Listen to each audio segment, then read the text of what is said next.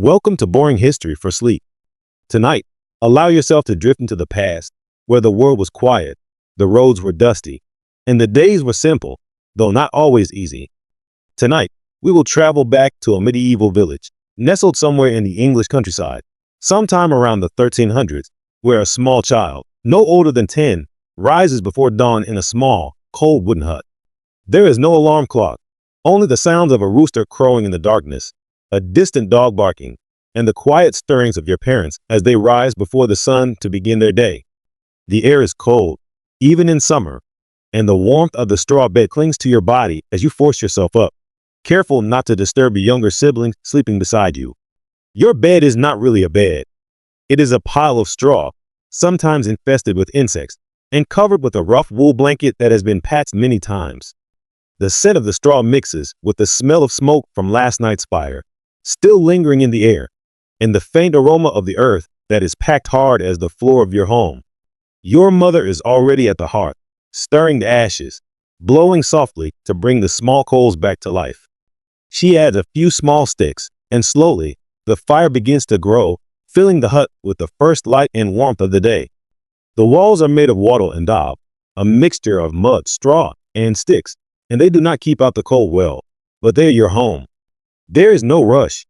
The world outside is not awake yet. The birds begin to sing softly, one by one, and the gray of the dawn light begins to slip through the cracks in the wooden shutters. Your father is outside, checking on the small flock of chickens, making sure they survive the night, and seeing if there are any eggs to collect. The smell of the morning fire, the faint earthy scent of the chickens, and the soft sounds of your mother's voice as she hums a quiet song mixed together into the slow rhythm of your morning. There is no clock, no schedule except the rising of the sun and the demands of the small patch of land your family rents from the local lord. Your family does not own this land. You are peasants, villains tied to the land, paying rent and labor to the lord in exchange for the right to live and grow your food. The village is small, with no more than 30 or 40 families, and everyone knows everyone else. The church bell rings sometimes to mark important moments, but mostly, you follow the seasons and the weather. You rub the sleep from your eyes, and your mother hands you a small piece of coarse bread, dark and heavy, made from rye or barley, sometimes with bits of husk still in the dough. It is hard, and you dip it into a bowl of warm, thin pottage, a kind of soup made from peas, beans, and sometimes onions or leeks, whatever is available. Breakfast is simple, quiet, and taken sitting on the floor or on a low wooden bench. Your siblings wake up one by one, their hair tangled, eyes sleepy, and they join you huddled near the small fire, taking small bites, savoring the warmth of the food. Your mother speaks softly, reminding you of the task for the day. You are small, but there is always work to do. You might help fetch water from the village well, carrying a small bucket that feels heavy in your hands. You might help gather kindling from the edges of the woods, watching carefully for any signs of the Lord's foresters who guard the woods for the Lord's own use.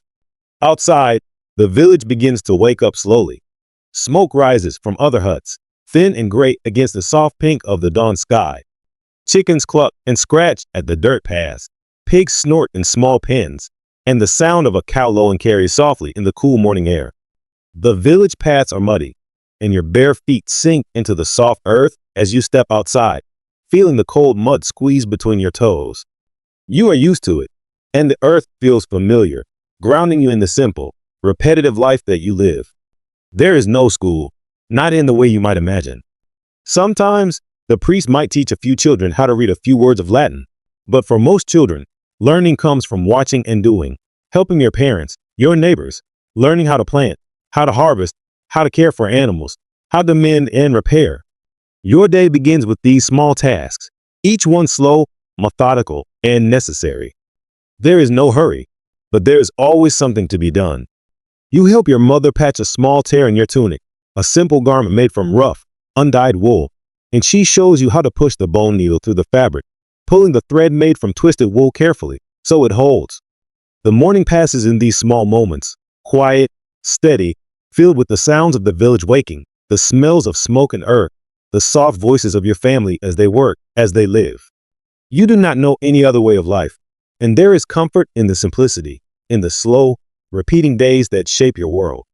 And so, as the sun finally rises fully above the low thatched roofs of your village, you stand outside, feeling its warmth on your face, the sky a soft blue above, and the day begins quietly, simply, as it has for countless days before, and will for many more to come.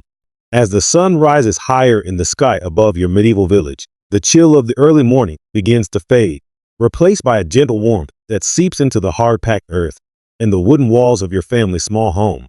The village is awake now, with soft voices carrying through the air, the clucking of chickens and the lowing of cows blending with the sound of footsteps on dirt paths, as neighbors pass each other with small nods and quiet greetings. Your morning chores may have included helping your mother prepare food, gathering kindling, or walking to the village well to fetch water, carefully balancing the small wooden bucket as you walk back, the water sloshing gently against the sides. You feel the weight of the water, your arms straining, but you know how important it is to bring it back without spilling. Every drop matters, and you are careful as you walk, the cool air brushing against your skin as you step carefully over small rocks and through muddy patches along the path. Once the morning tasks are done, your mother might let you have a few moments to rest or play. Play is simple in your medieval village. There are no toys like the ones you might know today. Instead, you find joy in small things. You might play with a ball made from tightly wound rags, kicking it with other children in an open space near the edge of the village. Your bare feet are used to the rough ground, and you feel the earth beneath you as you run, your laughter mixing with the others as you chase the simple ball, forgetting for a moment the work that is always waiting. Other times, you play with sticks, pretending they are swords, though real swords are something you have only heard about in stories from travelers or older boys who dream of becoming soldiers or knights. You swing the sticks carefully so you don't hurt yourself or others, and you feel a small thrill, imagining battles you have never seen. If you are a girl, your games might include weaving small flower crowns from the wildflowers that grow along the edges of the fields, or practicing the motions of spinning wool with a small spindle, learning the craft that your mother knows well. But playtime is never long, and soon, your mother calls you back, reminding you of the small tasks that fill the day. It might be time to help in the small garden your family keeps, pulling weeds from around the rows of cabbage, onions, and leeks, your fingers digging into the earth, the smell of the soil rich and grounding. You might help feed the chickens, scattering small handfuls of grain and watching as they peck at the dirt, their feathers ruffling as they cluck and scratch. Sometimes, you help your father mend a fence, holding the pieces of wood as he ties them together with rope or hammers small wooden pegs into place. Every task has its place in the rhythm of your day, and there is a quiet simplicity in knowing what needs to be done, even if the work is hard. You are small, but you learn by watching, by helping, by becoming a part of the life around you. As midday approaches, your mother prepares the main meal of the day. It is often a simple stew, made with whatever vegetables are in season, sometimes with a small piece of salted meat if your family is fortunate, though meat is rare and precious. The stew simmers in a large pot over the fire, the steam rising and filling the small hut with its warm, comforting scent. You sit with your family, often on the floor or on low benches, eating from wooden bowls with wooden spoons. You dip small pieces of coarse bread into the stew, softening the hard crust and savoring the warmth as you eat. The meal is quiet, with small conversations about the tasks that still need to be done, the weather, or news from neighbors. There is no rush, but there is always an awareness of the work waiting after the meal. Your father might return to the fields to tend to the small patch of land, using a simple wooden plow pulled by a single ox or by his own strength, turning the earth in preparation for planting or weeding. You might join him, walking beside him, helping to scatter seeds when it is time, your small hands carefully dropping them into the furrows, covering them with earth, step by step, row by row. If it is harvest season, the entire family works together, cutting the grain with small sickles, gathering the stalks into bundles, tying them with bits of twine made from twisted fibers. The work is repetitive, the sun warm on your back, the scent of cut grain filling the air. Your hands become rough from the work, small scratches from the stalks, dirt under your nails, but you are used to it, and there is a quiet pride in helping your family, in being part of the cycle that brings food to your table. Sometimes, you help gather firewood from the edges of the nearby woods, always careful not to take too much or venture too far, for the woods are watched by the Lord's foresters, and taking wood without permission can bring punishment. The woods are a place of mystery and quiet fear, filled with stories of spirits and creatures told in whispers at night. And you walk carefully, gathering fallen branches, the cool shade a welcome relief from the midday sun. You hear the sounds of birds calling, the rustle of leaves, the distant sound of the village life continuing as you carry your small bundle of sticks back home, your arms tired, but your mind calm, focused on the rhythm of each step. Afternoons can also bring moments of learning. If you live near the village church, you might hear the soft ringing of a small bell, calling people for prayers or marking the time of day. The priest might sometimes teach a few children simple prayers or a few letters of the Latin alphabet, though books are rare and precious, and most learning is done by listening and remembering. You sit quietly on a small wooden bench, your hands folded, listening to the slow, measured voice of the priest as he recites the prayers. The Latin words foreign but comforting, their rhythm like the rhythm of your days. You may not understand the meaning, but the words fill the quiet air, mixing with the scent of candles and the cold stone of the church, a place that feels larger and more mysterious than your small home. As the afternoon begins to turn toward evening, the light softens, the shadows grow longer, and the air cools once more. Your family finishes the last of the day's tasks, gathering the animals, checking the small garden, bringing in any tools left outside. You help your mother prepare the evening meal, often a small, simple affair, using what is left from the day, perhaps a thin porridge made from grains, with a small piece of bread, eaten quietly as the last light of day slips away. The village grows quiet, the voices of neighbors softening, the animals settling in for the night, the air filled with the scent of smoke from the small fires in each home, rising into the darkening sky. There is a stillness in the village as the day comes to an end, a quiet that feels deep and complete, wrapping around you like a blanket as you sit near the small fire, your eyes growing heavy, the slow rhythm of the day settling into your body. And so, your afternoon in the medieval village comes to an end, not with the rush of alarms or the glare of electric lights, but with the soft darkening of the sky, the comforting warmth of the small fire, and the quiet knowledge that tomorrow will bring another day, much like this one, slow, steady, and simple. As the light of the afternoon fades, your medieval village enters a time of soft quiet, when the shadows stretch long across the dirt paths, and the colors of the world shift from warm gold to deep blue. You notice the change as the birds quiet down, their songs replaced by the soft rustle of leaves in the cool breeze, and the occasional bleat of a goat calling out to be brought in for the night. The evening in your medieval village is a time of slow preparation. There is no rush, for the days follow the rhythm of the sun, and you move along with its pace, your family finishing the last of the day's tasks before the darkness arrives fully. Your father checks the small pen where the pigs are kept, making sure they are secure for the night, while your mother gathers the last of the clean water from the bucket, using it to wash the dishes from your simple supper. The meal at the end of the day is not elaborate. It is often the last of the stew from earlier, perhaps thinned with water to make it stretch for everyone, with small pieces of bread to fill your stomach before bed. You sit close to the small hearth, the warmth of the fire comforting against the growing chill of the evening. The fire is the center of your home, its light and heat the only source of comfort in the darkness, and your family gathers around it as the shadows deepen. Your younger siblings may begin to grow sleepy, their heads nodding as they fight to stay awake, their small bodies warmed by the heat of the fire and the security of your mother's arms. Sometimes, your father will speak softly, telling simple stories of the saints, of local legends, or of moments from his own childhood, stories passed down from one generation to the next, each word slow and deliberate, carrying the weight of memory. The stories are often lessons hidden within tales, reminding you of the importance of honesty, hard work, and faith, guiding you quietly as you listen, your eyes growing heavy as the flames dance and crackle. In the village, the darkness is deep and complete. There are no streetlights, no glow of electric lamps, only the faint light of candles or small oil lamps inside homes, and the moon and stars above, bright and clear in the cold night sky. You may step outside for a moment before bed, feeling the cool air on your skin, the scent of smoke from the village fires lingering in the air, mixing with the damp earth and the soft, sweet scent of the grass. Above you, the stars are countless, bright points of light scattered across the darkness, their light sharp and steady in a way that feels eternal.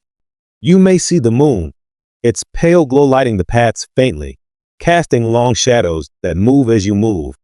The village is quiet, the animals settle, the people inside their home, and the world feels both large and small, the night wrapping around you like a thick blanket. Inside your home, preparations for bed are simple. Your mother checks the fire, banking the coals to keep them alive until morning, covering them with ash to slow their burning through the night.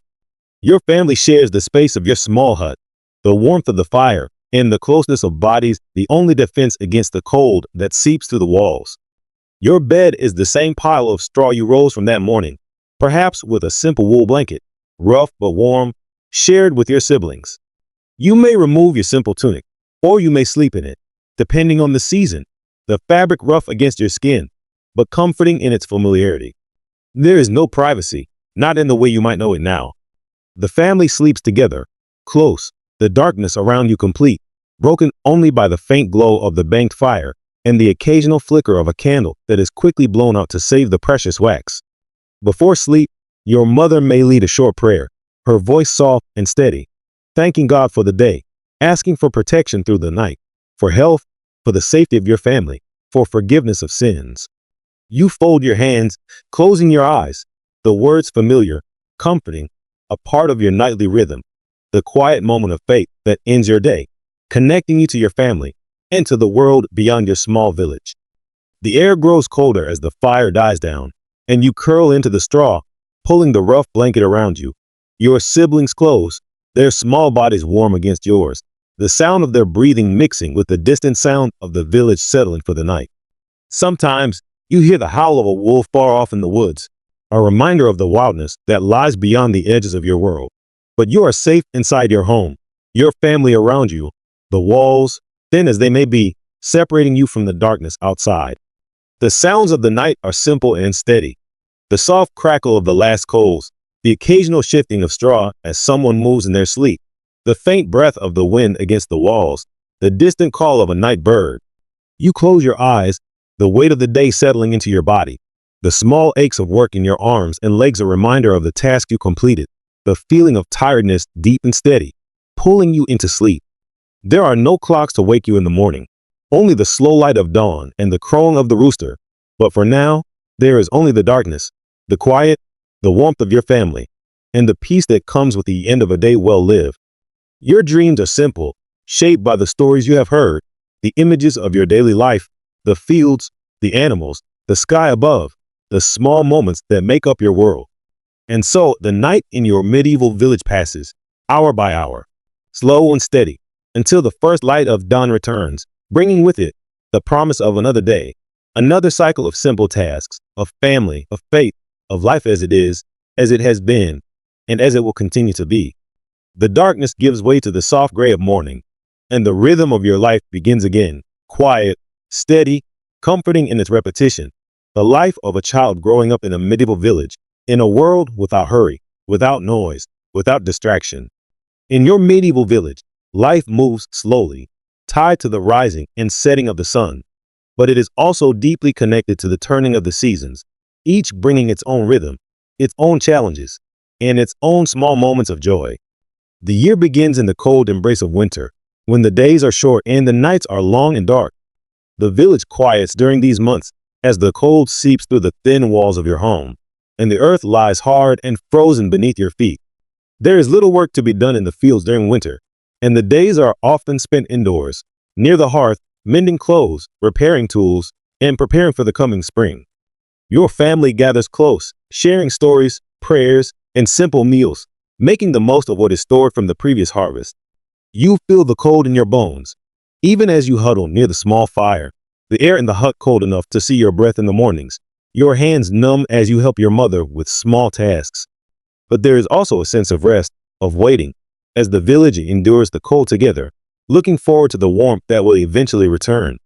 When spring arrives, it brings with it the promise of new life.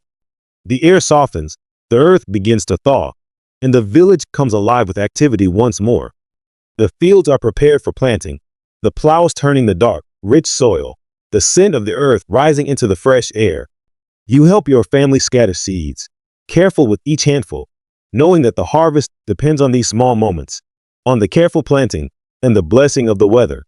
The days grow longer, the sun rising earlier and setting later, giving your family more light to work, to prepare the fields, to mend the fences, to repair the small hut after the long winter. Spring is also a time of small joys. You watch as flowers begin to bloom along the edges of the fields. As birds return, their songs filling the air, bringing a sense of hope and renewal to the village. There are festivals in spring, small celebrations that break the rhythm of work, reminding everyone of the turning of the year and the blessings of life. One of the most important is Easter, a time of prayer and celebration when the village gathers at the small church, the priest leading prayers for the resurrection, for the renewal of the earth, for the blessing of the fields. You may receive a small piece of special bread or a boiled egg, a rare treat, and you feel the joy of the day, the sense of community as the village comes together, sharing what little they have in gratitude for the coming of spring. As spring turns to summer, the village is alive with work. The fields need constant care, the crops growing under the warm sun, the weeds needing to be pulled, the animals needing to be tended. The days are long, the sun warm on your skin as you help in the fields, your hands becoming rough with the work, your body tired at the end of each day. But there is also a sense of abundance in summer. The gardens begin to yield vegetables. The fruit trees along the edges of the village begin to show their promise, and the days are filled with the sounds of life, of birds singing, of animals calling, of people working and laughing. In the evenings, the air cools, and you may sit outside with your family, watching the stars appear in the clear sky, the warm breeze carrying the scent of the earth, and the faint smoke from the small fires in each home. Summer also brings festivals, moments when the village pauses to celebrate together, to give thanks for the blessings of the earth. One such festival is Midsummer, a celebration of the longest day of the year, when the sun stays high in the sky, and the village may light small bonfires, dance, and sing, marking the peak of the light before the days begin to shorten once more. These festivals are simple but meaningful, moments of joy and community, of laughter and song, breaking the steady rhythm of work with the reminder that life is to be celebrated, even in small ways. As summer fades into autumn, the village prepares for the harvest, the most important time of the year. The fields are ready to yield the crops that will sustain your family through the coming winter, and everyone works together to gather the grain, to store it safely, to ensure that there will be enough food for the cold months ahead. The air grows cooler, the days shorter, the leaves on the trees turning shades of gold and brown, falling to the earth in soft whispers as you walk through the village paths. Harvest time is hard work, but it is also a time of gratitude, of seeing the fruits of the year's labor gathered into the safety of your home, the storage bins filled with grain, the small vegetables carefully stored, the feeling of security that comes with the knowledge that your family will have food for the winter. There is a festival for the harvest as well, a moment when the village gathers to give thanks, to share a simple meal, to pray for the coming winter, to celebrate the completion of the year's work. You feel the sense of community deeply during these times, the shared meals, the shared prayers, the shared laughter, the simple joys of being together, of knowing that you are part of something larger than yourself. As autumn deepens into winter once more, the village slows, preparing for the cold, gathering firewood, repairing the small huts, ensuring that everything is ready for the long nights and short days.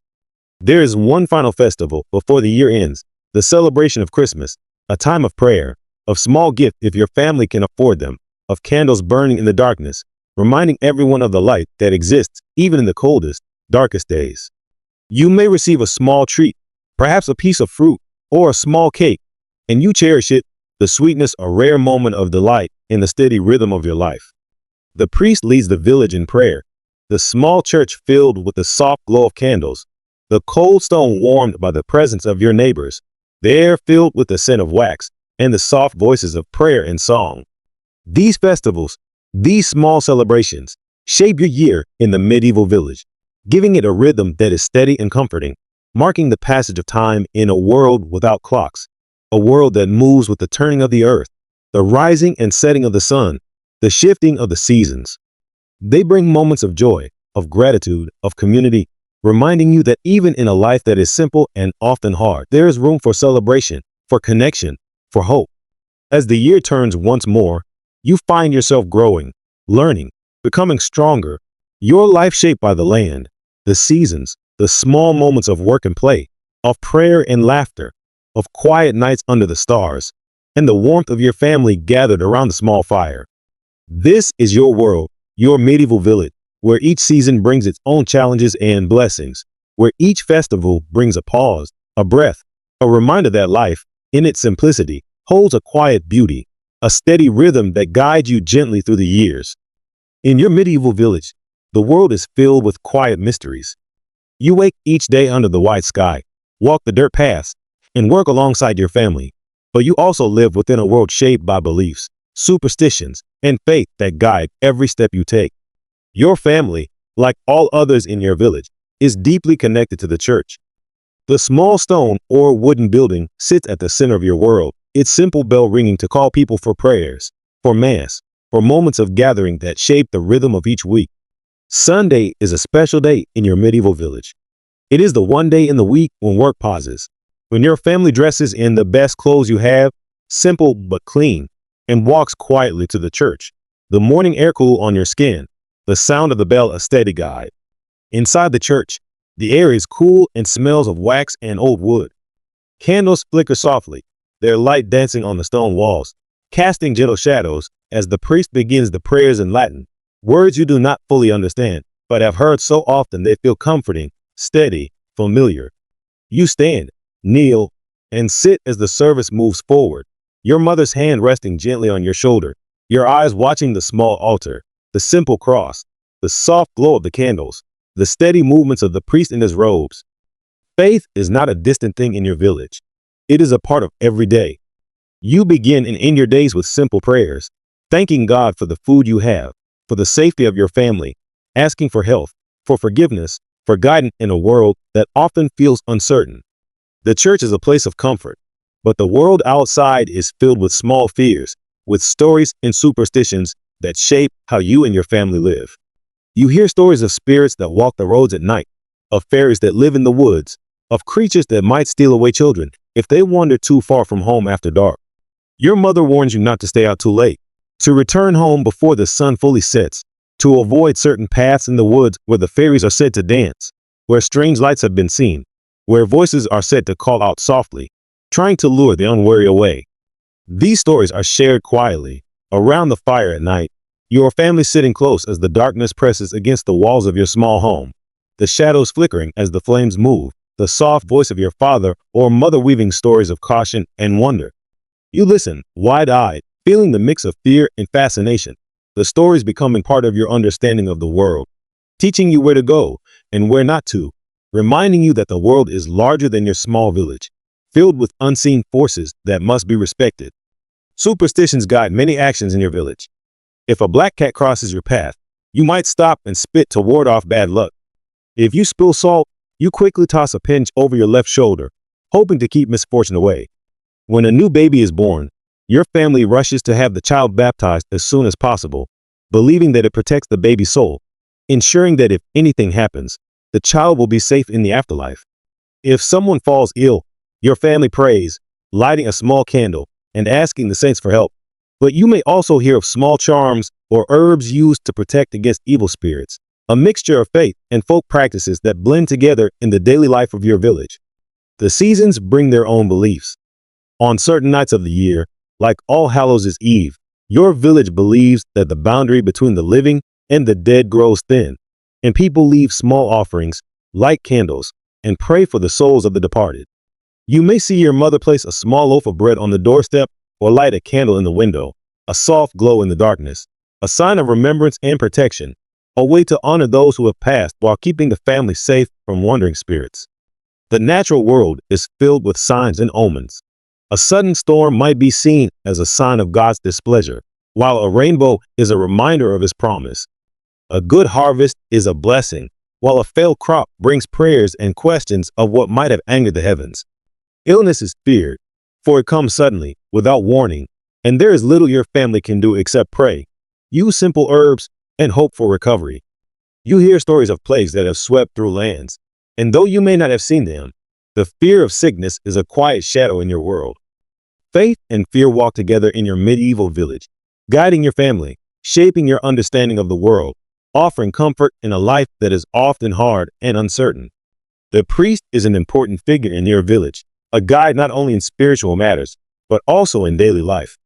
He helps settle disputes, offers counsel, and is often the only person in the village who can read and write, connecting your small world to the larger world beyond. On feast days, the church becomes a place of quiet joy, the candles lit, the prayers said, the simple songs filling the air, the village coming together to celebrate, to share small meals, to find comfort in the presence of each other, and in the faith that binds you all. Baptisms, marriages, and funerals all take place under the guidance of the priest, the church marking the milestones of your life with prayers, with blessings, with the soft glow of candles, and the quiet murmur of voices lifted in hope or in mourning. You learn that life and death are closely connected in your world, that faith offers a path through both, that your family's prayers, your village's shared beliefs, and the quiet rituals of daily life are threads that hold your world together. At night, as you lie on your straw bed, the darkness deep around you, the soft breathing of your family accompanying sound, you whisper a small prayer before closing your eyes, asking for safety through the night, for protection against the unseen forces that might wander in the darkness, for the blessing of another day when the sun rises again. The world outside may be filled with mysteries, with fears, with stories of spirits and signs, but within your small home, the warmth of your family, the glow of the fire, and the quiet faith that guides your days bring a sense of peace, a steady hope that carries you through each day in your medieval village. In your medieval village, your family is the center of your world, the place where you learn, grow, and find comfort as each day moves quietly from dawn to dusk. Your family is not large by your standards today, but it feels full in your small home. You live with your parents, your siblings, and sometimes your grandparents if they are still living, all under the same roof, sharing the warmth of the small hearth, the work of the fields, the simple meals that sustain you. Your parents work hard every day. Your father spends his time in the fields, tending to the small patch of land your family rents from the Lord, planting, weeding, and harvesting, using simple tools and his own strength, the rhythm of the work guided by the seasons. Your mother works just as hard, though much of her work is within your small home and around it. She tends the small garden, cares for the chickens and the small animals your family keeps, prepares meals, spins wool into yarn, and weaves or mends clothing to keep everyone warm. You, as a child, learn by watching and helping. Your tasks small at first, gathering kindling, fetching water, helping in the garden, but each task connects you to your family's daily life, teaching you the skills you will need as you grow. Your siblings share in this life with you, each taking on tasks appropriate to their age, working together in a quiet cooperation that feels natural, the family moving as one through each day, supporting each other in small, steady ways. The family's roles are clear, shaped by the needs of survival and the traditions passed down through generations. Boys are often expected to learn the work of the fields, the tending of animals, the repair of simple tools and fences, while girls learn the crafts of spinning, weaving, cooking, and tending to the younger children. There is little privacy in your world. Your family shares the small space of your home, sleeping close together for warmth, eating together, working together.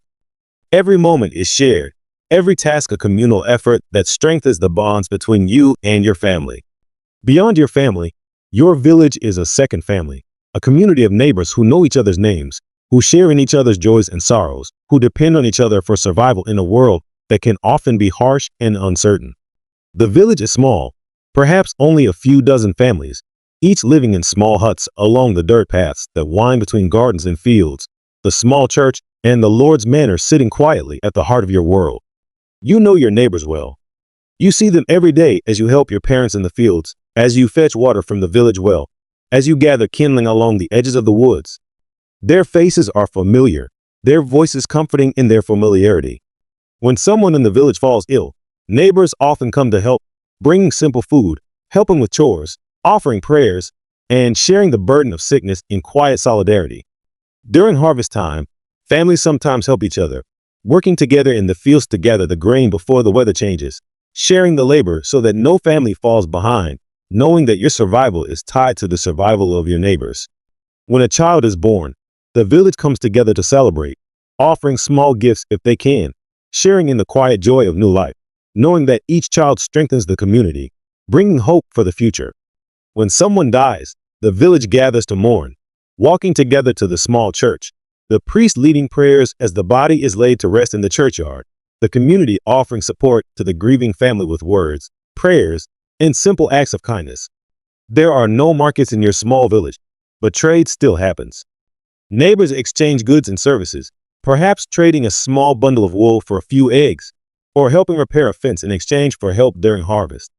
This barter system connects the village, weaving a quiet network of dependence and cooperation that supports everyone, ensuring that even those with little still find help when needed. The children of the village play together when there is time, their games simple and made from the world around them.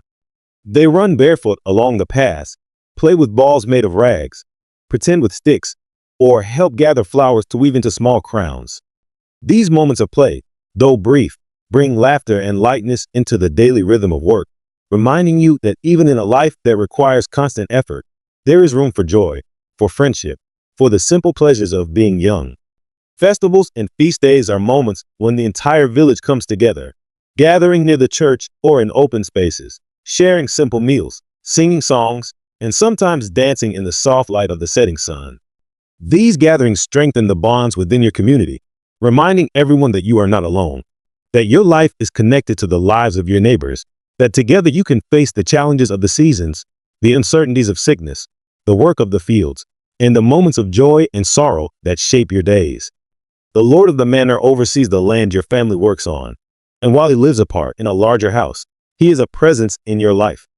You may see him during certain times of the year, when rents are collected or when labor is required for the upkeep of his lands. Your family owes a portion of your harvest to the Lord, a rent paid in grain or in work, a system that is part of your world, shaping the rhythm of your year and reminding you of your place within the larger structure of society.